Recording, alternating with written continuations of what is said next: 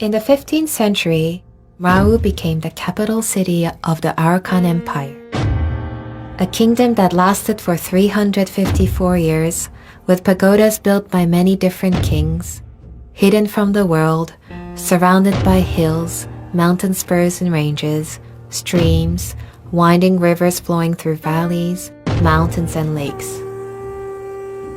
My name is Ishan, and I was born here in Mrauk, in Rakhine State, a state located in western Myanmar. When I was a child, my family would gather by candlelight as our elders recounted stories of our ancestors and our lost kingdom. I used to spend my days exploring the wild and dusty orange hills of my hometown.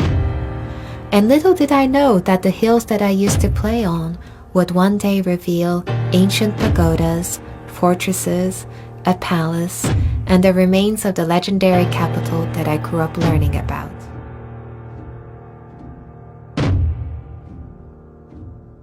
I come from a long line of Mrauk's last remaining archaeologists and historians. My grandfather, Tatun, my father, mother, and now younger brother, Pru, all studied our ancient city and what remains of our history.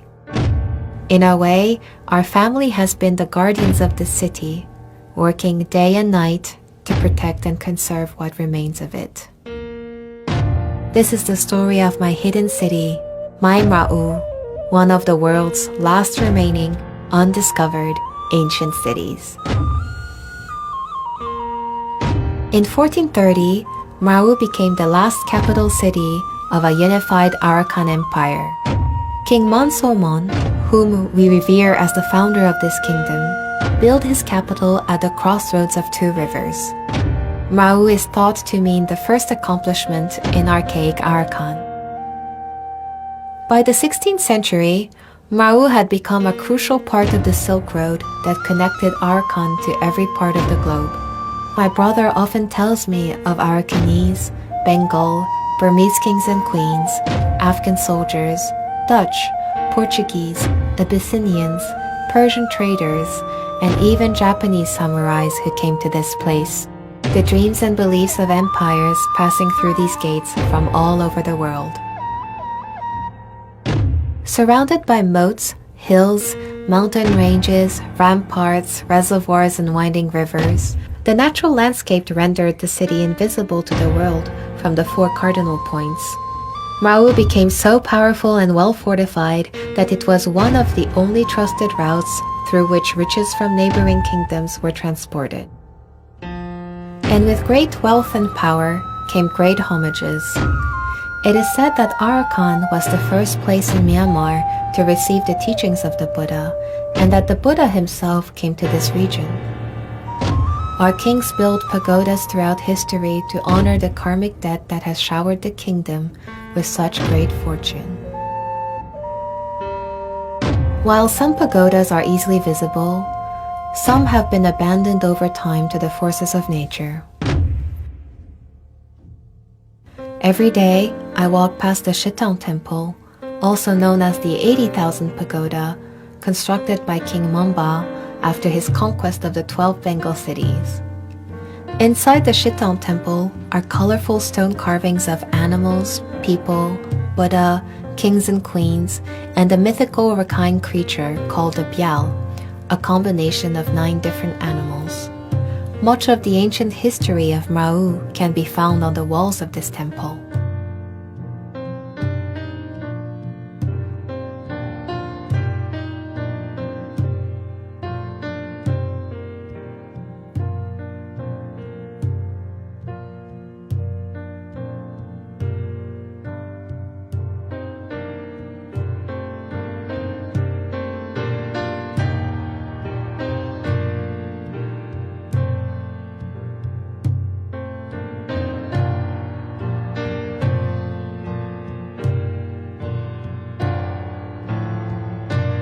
King Mamba's son, King Mandika, built the Kotang Pagoda, also known as the 90,000 Pagoda, which my parents excavated.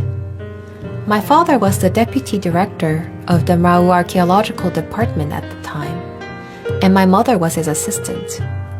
They spent every waking moment planning the excavation of this site by drawing rough imaginary sketches, trying to locate the entrances, enclosures, and stairways from historic documents and the oral traditions that had been passed down through generations in our family. I can still remember the day back in 1996 when my parents brought me to the site, showing me a world beneath the surface. They took me by the hand to one of the hills that I used to climb on, and we entered through a door that had been pried open after hundreds of years of sleep. It was so dark that I had to blink my eyes to adjust to the low light. When I opened my eyes, thousands upon thousands of Buddhas unfolded before me, each with their own story.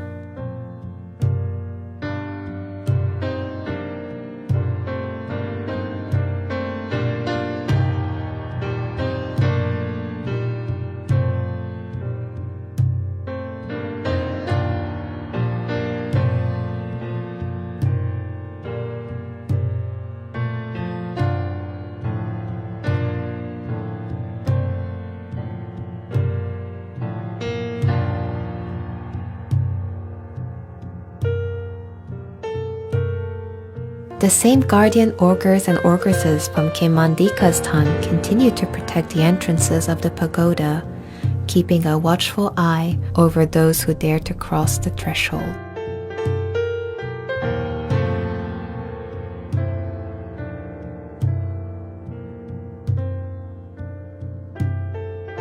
Just a stone throws away from the Shitan Pagoda is the Dokantain Temple, built by King Manfulang, also the son of King Mamba and the half-brother of King Mandika. He was chosen to lead the kingdom, and he built the temple with the heaviest stone foundation that could be achieved at the time. All human stone carvings hold a lotus bud to pay respect to the Buddha.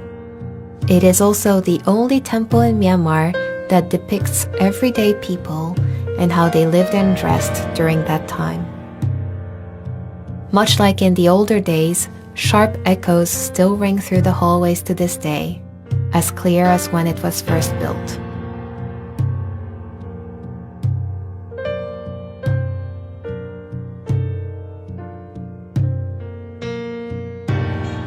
The 21st century has caught up with my city in some ways. Cars and motorcycles meander along the dirt roads.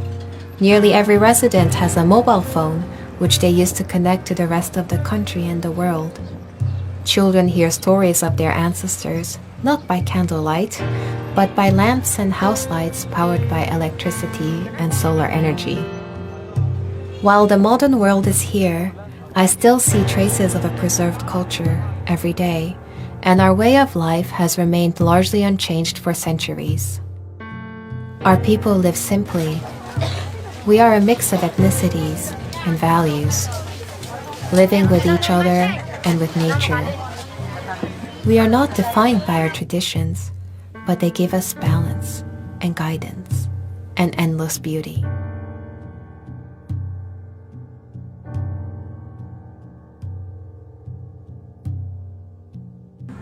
We work with our hands,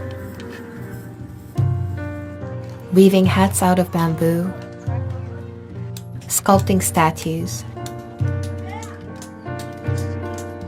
making our traditional Rakhine drums with goat and cow skin. Drum beats below as we chant our native songs. The sound of conch shells calls us back to the time of our ancestors.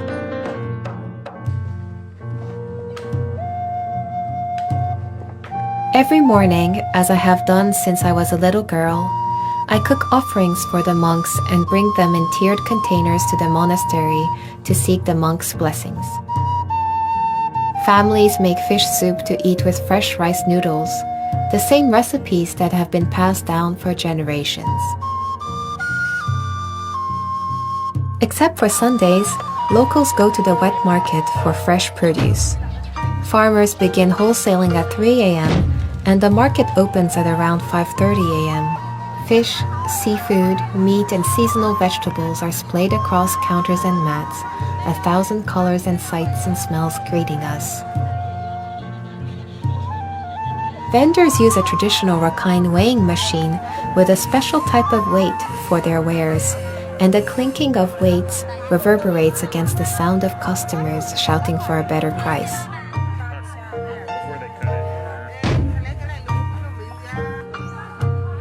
The most common produce in Mrauk are cauliflowers, small potatoes, monen, bamboo shoots, chilies, banana stems and buds, pumpkins, and green papayas.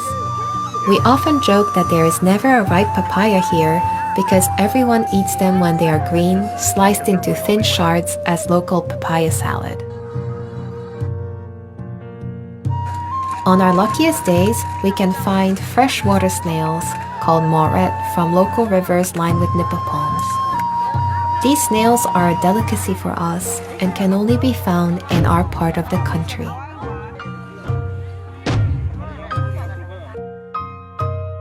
Every year in May, we hold a festival dating from hundreds of years ago, the days when the Arakan had their own navy.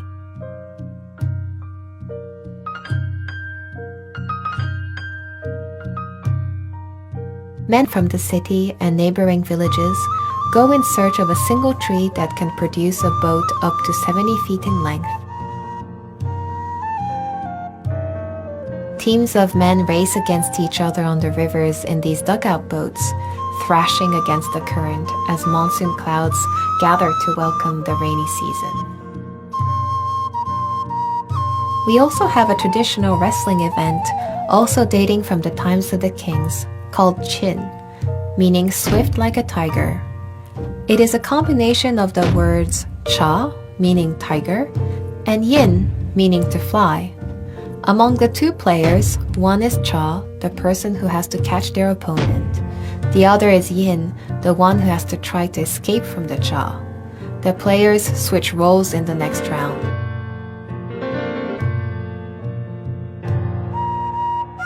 The boat race and wrestling are very specific to Mrauk and cannot be found in other parts of Rakhine State.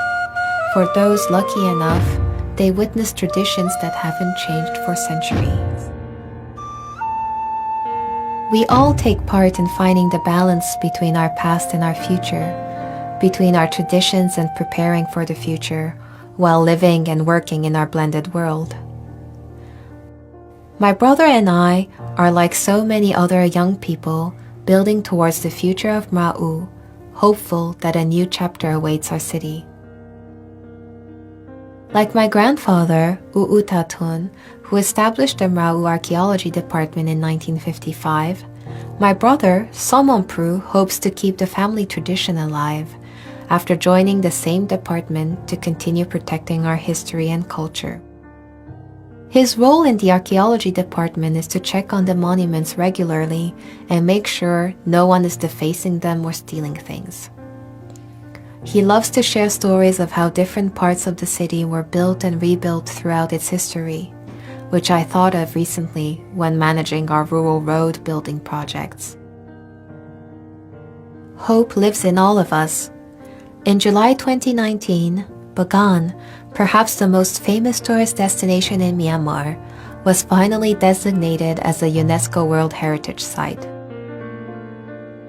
For those of us in Mrauk, we cheered for our country, and we cheered knowing that if Bagan could be recognized as an international destination, then someday we can too. We dream of occupying a place of wonder and discovery in the hearts and minds of people around the world, to be mentioned alongside the pyramids of Giza, the sanctuary of Machu Picchu, and the temples of Angkor. Hope is what keeps our excavation efforts alive as we prepare for a future that incorporates our past. The excavation of the ancient palace site has only just begun. The further we dig, the further we can picture how the royal parliament convened daily in this palace building.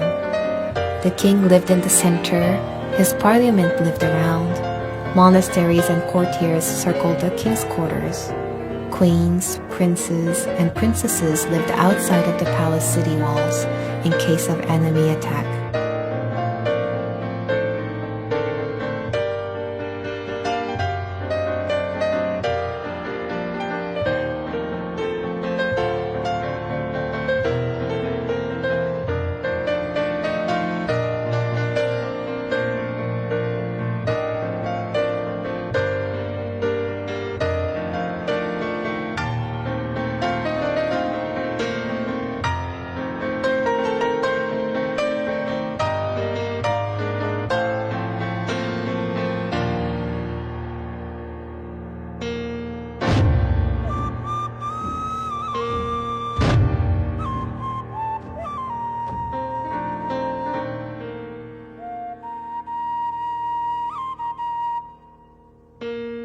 this is just a fraction of what lies beneath the hills and terrains of Mrauk.